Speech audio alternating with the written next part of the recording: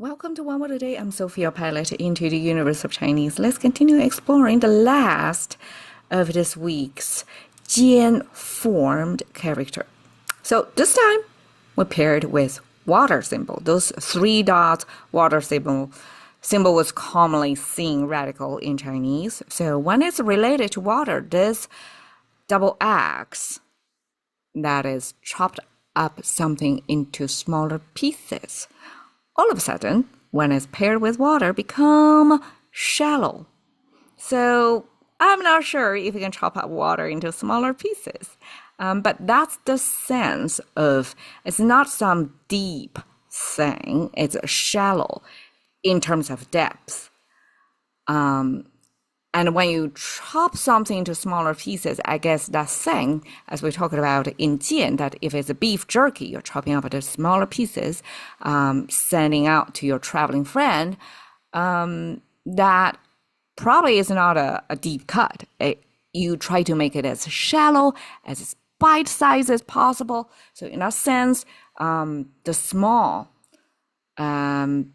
shallower pieces paired with water means a shallow. I kind of circularly proved to myself, but smaller pieces chopped up paired with water means shallow. It's reasonable because it's like measured. What it means shallow is shallow according to human measurement. So if the bite size is that shallow piece, smaller chopped up piece, for bite size, then that's like measured against the mouth, right? And if we go to a beach and look at the water, how shallow it is would be measured by our length to our calves or to knee, how shallow that is, right? So this smaller pieces, in relative to its container, let's say, or which body parts is measuring against, then contextualize. But the common thread between the two is this smaller, shallower, smaller chopped up pieces by those axes. All right, 浅, we have 浅尝, lightly, 尝 means taste. And this is only half of the story because, I'm kind of getting only two Chinese characters, but actually 浅尝 oftentimes paired with a zhe, zhi, means you give it a light taste of something. And then zhe means and then zhi, you stop right there. Meaning you tried something once, have a very shallow understanding, appreciation of that thing, and you decide, not for me, quit. So that's 浅尝辄止. It means you dabble in something, never spend too much time, never get too invested in it. All right, 浅显, 显 means display. 浅显 talks about something is so easy to understand. It's right out there in your face. It's displayed shallow way, in its shallow way. So I guess here Chinese almost to show you that some things in life are harder to get at. You have to dig deeper to really understand what that is, versus other things are shallower. You just scratch and then you see. You don't have to dig. You just scratch it. And some episodes I did digging, some episode I did scratching. I think today is probably the scratching one. It's easier to understand, right? It's shallow. All right, 浅薄, on the other hand, it's not about understanding something easy to understand because it's shallow. 浅薄 here, this 薄 is a quite interesting pairing of 浅. 浅 talks about shallow in depth vertically. So picture that water by the beach. 浅. 薄 talks about the volume of something, the cross-section of something it's thin. So shallow is 浅 is shallow, 薄 is thin. So thin is talking about the thing itself. You feel the boundary of that thing between the upper and lower bound of that thing is shallow versus shallow. You're looking at the thing as an outsider and look at it what's the depth. So I frame it as qiǎn. You look at something as an outsider versus 博, you look at something as if it's an insider. When I chat with Bad, it gave me a good example of 浅 would be 水浅. The water looks shallow to you.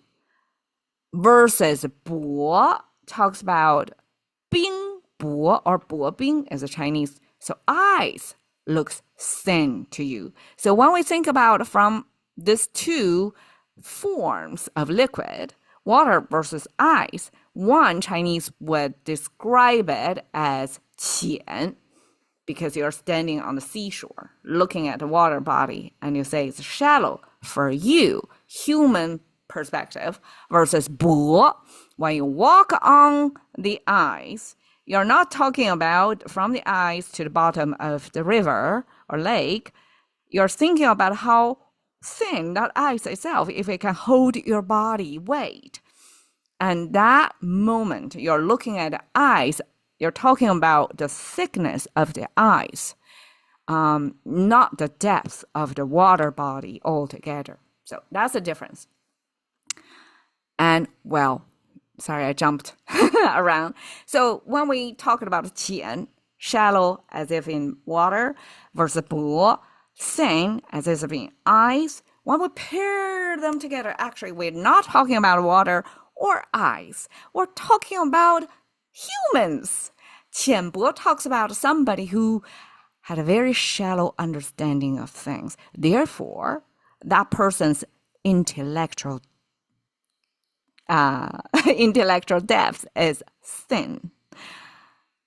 Interesting. I mean, here, just an interesting quick flash thought that it took me quite some time when my American coworker, we're talking about referring to another coworker that's in China, didn't speak English that well, so I'm the middle person here. And when he was complaining about that Chinese coworker couldn't get him, and he would use the coworker in China was so thick. Versus Chinese here, we're talking about 浅薄, 薄, so thin. Two different things. Actually here, when Chinese is referring to somebody who is shallow and thin, almost as the volume of world knowledge, shallow. And that person doesn't really have much. I guess doesn't have much means the person probably operating on a pretty simple algorithm. A person itself wouldn't see things from different perspective or do some multi-step calculation. So pretty straightforward. Therefore, it's kind of a sin. It doesn't, if we use a computer neural network, it's not a deep network. It's not a deeply layered. It's a thinly layered. So that's kind of comparable to 薄 versus when my coworker was talking about a Chinese coworker were sick, means it's hard to penetrate the wall of understanding to get the idea across. Therefore, the wall of understanding or not understanding, the big, almost like a membrane in your brain that your shield to get real understanding of something. So that's, I guess, the context of describing somebody sick versus describing somebody thin. So here is a shallow water view. And that's the end of this week's 间 series and 浅. Thank you for your time. See you another day.